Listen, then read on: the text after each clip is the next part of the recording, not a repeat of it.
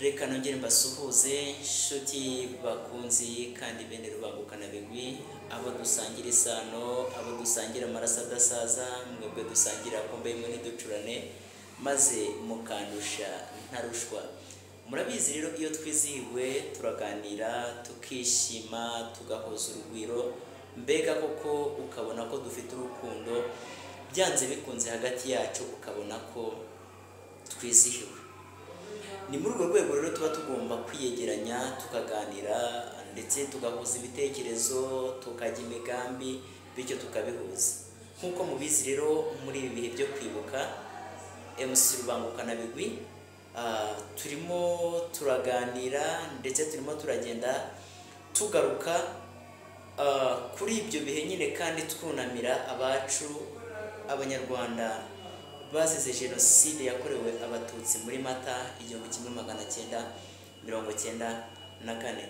Niyo mpamvu rero tuba tugomba gufata umwanya mwiza nk'uyu nguyu kugira ngo twongere twizihirwe, kugira ngo twongere tugaruka kuri ibyo bihe, twongere tubivugeho, ndetse kandi kugira ngo tubashe kwiyubaka. Nuko ubundi bavuga ko ujya gukira indwara arayirata, ujya gukira indwara arayivuga. Niyo mpamvu tuba tugomba kongera kugaruka muri ibyo binyine, tukongera tukabivugaho, bityo bitari cyane nyine tukongera tukizihiza kagakondo kacu, kagakondo k'abanyarwanda, wa murage musekuru umunyarwanda koko byanyabyo.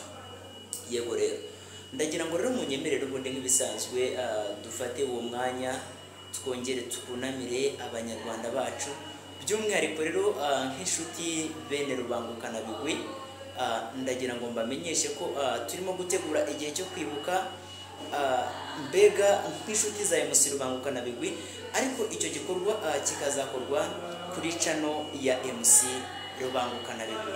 Mwese rero muratumiwe, ni igikorwa kizakorwa live kugira ngo twongere twibuke nyine abacu abanyarwanda twabuze, abo twabuze tukibakunze.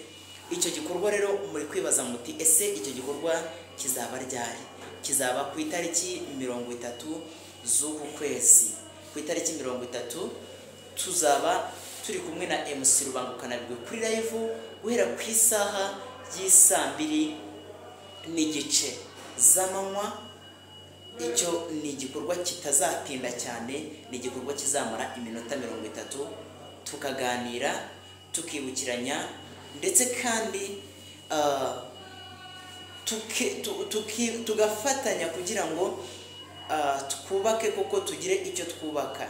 Ndetse kandi icyo gihe ababishoboye bazagira uko bitanga, ubwo tuzaba twaramaze no kumenya ngo ese ninde muntu wabuze abe akaba ari umuntu wo gufatwa mu mugongo, tumufate mu mugongo. Nimuba mubishaka nabyo tuzabikora. Ndabizeye rero bene Rubangukana bigwi mubahirengeye muri ibi bihe, kandi dukomeze abacu, kandi twirinda ingengabitekerezo, twamagana ingengabitekerezo kugira ngo ibyacu bikomeze kugenda neza, kugira ngo ibyacu dukomeze kubikora neza mu mucyo.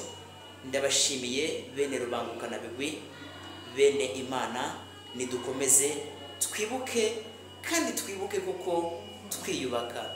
Amahoro mbakunda kubi.